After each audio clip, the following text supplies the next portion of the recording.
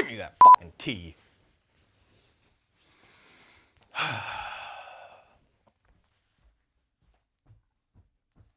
That wasn't too fun, was it?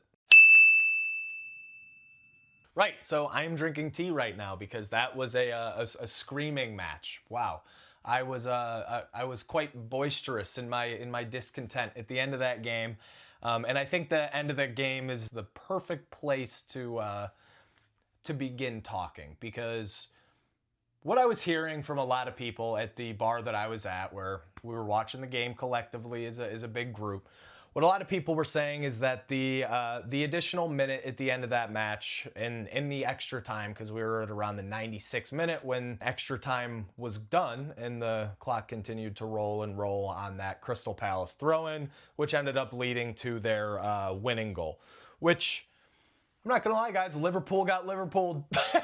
You know, we've done it to plenty of teams. I'm not saying it was like that.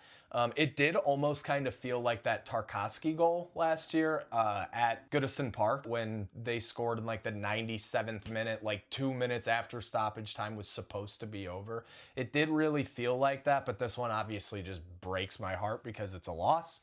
But yeah, I want to touch on that because I think the narrative will be that the officials gave the extra minute and that it shouldn't have continued and that it should have been a draw. And I'm not going to lie, I think a draw did sort of make sense based on the game. I think Liverpool had over 70% possession. I know that. Obviously, possession is a kind of non-super important stat, especially when you're playing a team like Oliver Glasner's, where you're playing more defensively, you're playing to counter, and you're just super disciplined defensively. That's what they do. I'm not super pressed about the possession. The attacking momentum, we had quite a bit of it. They had some swings, but at the end of the day, we had about 2.2 XG. I know that's like not a super big stat for some of you guys, and Crystal Palace had 2.4. So it was pretty even. It was pretty evenly distributed. We had about the same number of big chances. The game felt like a draw was reasonable, but I will say that Crystal Palace did look a little bit more, they felt like they had more of a game plan, whereas Liverpool was kind of just throwing at the wall to see what stuck, if that makes sense. And I think we actually did end up doing that. But now that we've talked about the end where, like I said, I feel like a draw was probably the right outcome, but a loss is what we ended up getting because of the opportunities that we gave to Crystal Palace, I think. I don't think it was the referee or the officiant's fault the game went down the way that it did. Because in that 94th minute, we had Curtis Jones just blatantly passing the ball out of bounds when Kirkez was wide open to the side of him, and it was a ball 10 yards ahead of Kirkez, which gave Crystal Palace the ball and allowed them to transition and allowed them eventually their throw-in that granted them their winner. So I think the conversation doesn't need to be around officiating and the extra minute, even though it was frustrating, it was disappointing to have the game end like that. I think the conversation actually kind of needs to start with the sloppiness of the midfield. We had some very, very difficult moments throughout this game, as we have had throughout the course of the season. I think the midfield, even though we have so many great players in that midfield, nothing looked super conjoined, and I think I can kind of pinpoint that on Milos Kerkez. I can pinpoint that on Frimpong and Connor Bradley. I can pinpoint that on Wirtz a little bit. All of these guys, I'm not worried about Maka. I'm not his fitness a little bit. I'm not super worried about that though. Gravenberch, I'm not worried about at all. Szoboszlai, I'm not worried about at all. Kerkez, how he beds in, how Frimpong and Bradley bed into the right back position. How Wirtz beds into that 10 while he's making connections with the midfield, similar to, like I just mentioned, the right and the left back situations. Those positions are super important, figuring out how they mesh with the midfield, and I just think there's a tremendous amount of sloppiness between the left back and the right back and Wirtz in the 10 with the rest of the cohesive midfield. I think there's just guys are a step behind or a step slow or a step fast in some cases. I feel like, especially with Kerkez and Wirtz and Frimpong, a lot of these guys, their bodies are going, or their brains are going faster than their bodies are allowing them to. And I think all of that My apologies. I think all of that is going to pick up. I think we're going to see their fitness start to turn. I think now that they're getting more minutes, we're seeing Wirtz play 75 to 80 minutes. Isak played about 80 minutes today. We're seeing guys getting more minutes. So I think the fitness thing will sort itself out. And I think when the fitness thing does, so will the sloppiness in the midfield, because you're just going to have more connectivity. You're going to have more guys playing together for a longer period of time. I think everything will sort itself out there. But that sloppiness in the midfield for right now is a massive concern, especially when you consider that defensively we're kind of struggling in transition too, which is sort of the next point that I would like to get to. The Leone injury, I tell you what, the Leone injury looks like a lot bigger deal now than it did on Tuesday, and it looked like a big deal on Tuesday. Because of how great he looked. And I just want to get at that really quick, because for those 70 minutes, he looked like a guy that we could genuinely slot into Premier League matches and give Ibu rest. He filled me with a tremendous amount of confidence.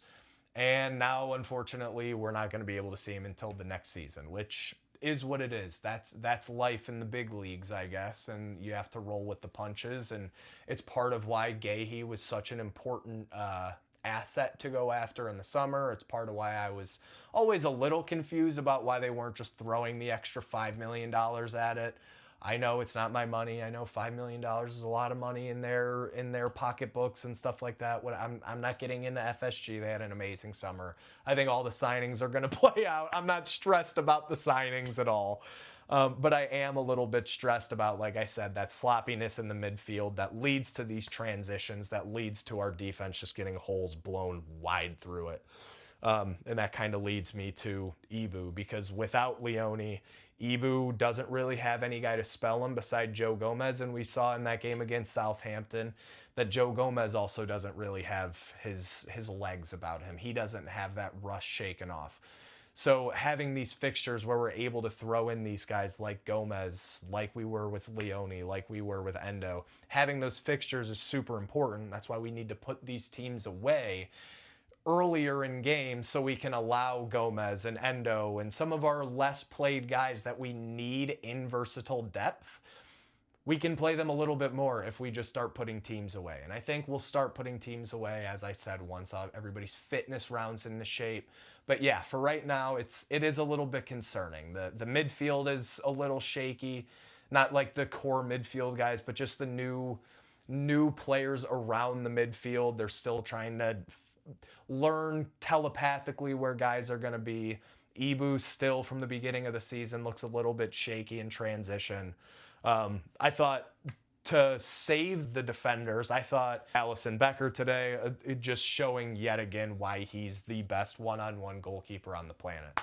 He felt like he was everywhere. He felt like he could do no wrong. It felt like a miracle when a ball did slip past him today. He just felt like he was so in control of the box. And having a guy like that when you're having a player like Ibu or whoever it is struggle, that is allowing Crystal Palace or whoever it is we're playing to get into transition. So having a guy like Alisson back there amidst all of that, it just greatly eases my woes. And speaking of woes, because there are more woes, unfortunately, I also thought from an attacking standpoint today, we were... obviously we're having all the same issues that we're having with like the midfield connectivity. There's a lot of new guys up front. You know, we had Isak starting today. We had Wirtz starting out on the left, which I want to call out. The tactical versatility to be able to do something like start Florian Wirtz on left wing and start Connor Bradley at right back and Szoboszlai in the midfield, and then switching that whole theory at halftime and moving Wirtz from left wing into the 10, where, I mean, he basically played in that first half, but he played alongside Szoboszlai as a dual 10 almost, because, I mean, if you look at Wirtz's heat map, he's not just on the left side. He was all over the place. He actually touched the ball more often on the right side during that match. And I think Arne Slot having this like 4-4-2 in the beginning with Wirtz as our left winger, quote unquote, but still like floating in as the 10, a dual 10 with Szoboszlai. And then you take Bradley off at right back to move Szoboszlai to right back, to have Wirtz move into the sole 10. to have Gakpo take up position on the left wing because we just weren't getting the ball forward enough and we didn't have much attacking versatility in that first half. Like having the optionality to do that is what everybody was talking about this summer with the signings that we were making. I know that we got rid of a tremendous amount of guys, and I'm not like attacking FSG whatsoever. I actually think everything was very smart and educated the way that they went about it. But we lost a lot of players, and everybody was kind of stressed about the loss of depth. And I do agree with that. Like I've mentioned, we have lacking depth in the defensive side of the pitch, especially now with Leone being injured. We don't have a ton of squad depth, but we have a tremendous amount of tactical depth. And I just wanted to call out Arne Slot making that change in the second half it just emphasized how smart our management is and how smart tactically we can be.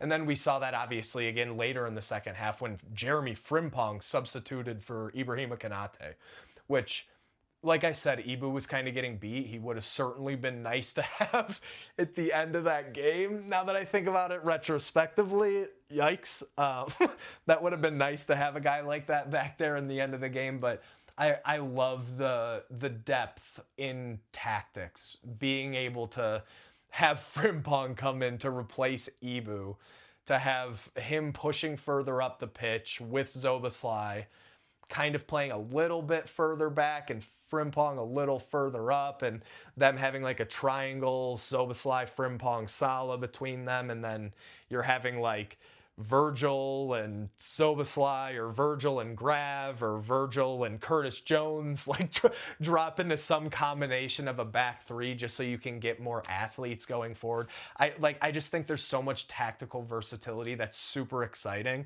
And that kind of gets me into like the moving the ball forward aspect of it, because while we were moving the ball forward, like I mentioned, I thought our offense was stale until we started to make those substitutions. Having that like 4-4-2 look in the first half where Wirtz and Szoboszlai were playing in that dual 10, and you had like Salah out on the right and Isak on the left, kind of narrow, almost playing like a double striker role. I didn't love it. I liked the concept of it. The execution wasn't there. I think that's a situation where you're just looking to bed guys in.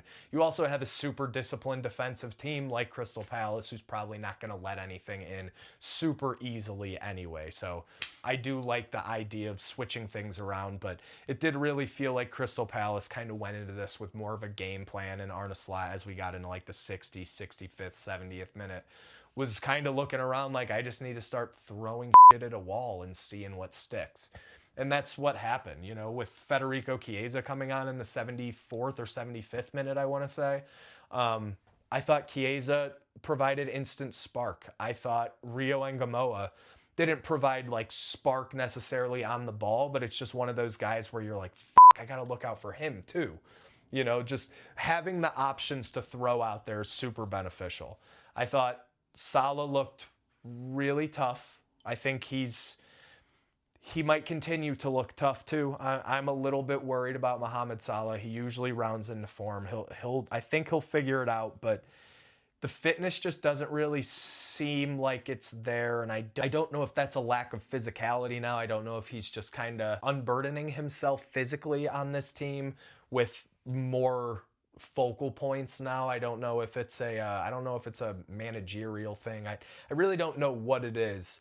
I hope he's able to sort it out. I hope all is okay. I know that he took the Diogo Jota news extremely hard, as did everybody on the team. You can't single one guy out from a tragedy. That's never what you want to do in that situation. But I know that a lot of these guys are still going through a really difficult time, and Mohamed Salah, for all intents and purposes, looks like he's still bearing a little bit of that weight, as makes perfect sense. So I'm a little bit concerned about Salah, but like I said, I think as all of these guys just play a little bit more and get more acclimated to where everybody's going to be, guys, I think all will be fine. I think we just have to let it play out. And I do think Liverpool was about due for a loss. I think we have gotten, not lucky, because you can never, like, you don't want to say that Liverpool's gotten lucky. You don't want to say any team has gotten lucky, because what we do is we fight until the last minute and quality tends to shine out. So I'm not necessarily worried about it. I do, like I said, worry about a little bit of the midfield carelessness and a little bit of the defensive depth, and I'm starting to worry a little bit about Mohamed Salah. I'm slightly worried about Wirtz betting in, because he's taking a little longer than I think everybody would like, but I do think he progresses through each fixture. I think he gets a little bit more fit. He starts to see the field a little bit more openly. He's still holding up play a little bit, but again, I think that just goes into how everybody's not in perfect sync. Once everybody does get these connective neurons between each other, I think Wirtz is going to be one of the best players in the one of the best midfielders in the Premier League, if not the best 10 in the if not the best 10 in the Premier League. That's tough. 10 in the midfield, blah, blah, blah. Sorry about that. I do think, though, he will be like one of those premier players. It's just for right now, he's working in learning Ekitike, who obviously wasn't available today, which I think may have hurt us a little bit, but not too much. I think he would have handled Crystal Palace's physicality pretty well, but I don't think that was like a big deciding factor. But Wirtz is still trying to learn how to play off of Ekitike versus how to play off of Isak, where both of these guys play a little bit differently, where they like to drop deep, but one likes to drop deeper, and he's learning that situation. He's learning how to play on the left wing a little more so as well, because Slot's putting him more in that position from time to time. He's learning connectivity with his other midfielders like Szoboszlai and McAllister and Gravenberch. He's learning about the connection with Salah. Like, there's a lot of stuff that he's trying to get in sync with, and that's also while he's trying to get up to speed to the most physical and fastest league in the world. So I'm not necessarily worried about him like a lot of people are. I think he will come very good. But for right now, I think it's all a betting in process, guys. It looks a little disappointing. It looks a little disconnected and disjointed, and it can be really frustrating watching us. Today was very frustrating watching us. I did not take a tremendous amount of good away from the game. But what I can say is we did once again play moderately poorly at Selhurt Park against a very good Crystal Palace team who right now sits second in the standings behind Liverpool. They're a very good club. They have a very good manager. They have a ton of great players. They have a very good atmosphere. And we played poorly, and if not for a weird extra minute getting added on at the end, we leave that match with a draw. We're all feeling a little bit differently. We're not feeling as deflated. We're probably feeling like, oh man, we played pretty bad and we got out of there with a draw. And if it's not for that last minute, like I mentioned, we do just that. So yeah, guys, I think we were about due for a loss. I really do. I hate saying that, but we've put in enough like mediocre to fine performances that at some point you're going to have to run into a team that just plays a little better than you. And that's what Crystal Palace did. And I'm not upset about I'm not upset about the loss. I'm a little bit upset about the way that it went down, but it did have to happen. Hopefully it'll kind of get some guys geared up for the midweek Champions League fixture at Galatasaray in Istanbul. So that's kind of all I got today. Just wanted to get out a quick match reaction. This probably isn't going to be super edited. Didn't really want to make it super edited because my last video that I did, I spent like 30 hours editing it because it was the first time I've ever done it. So I don't know if I have the heart in me after today, after the tough loss to go ahead and do that. But yeah, I guess I'll be back sometime this week or next week talking about Chelsea or Galatasaray or whatever the case may be, those fixtures. It'll probably be a Liverpool look ahead if I were to guess, since we're going into the international break following next weekend's fixture with Chelsea. So I'm guessing that's what it'll be next, but I really appreciate you guys stepping in, checking this out. And like I said, like, comment, subscribe, hit the bell button for notifications. And yeah, I'll talk to you guys next time. See ya!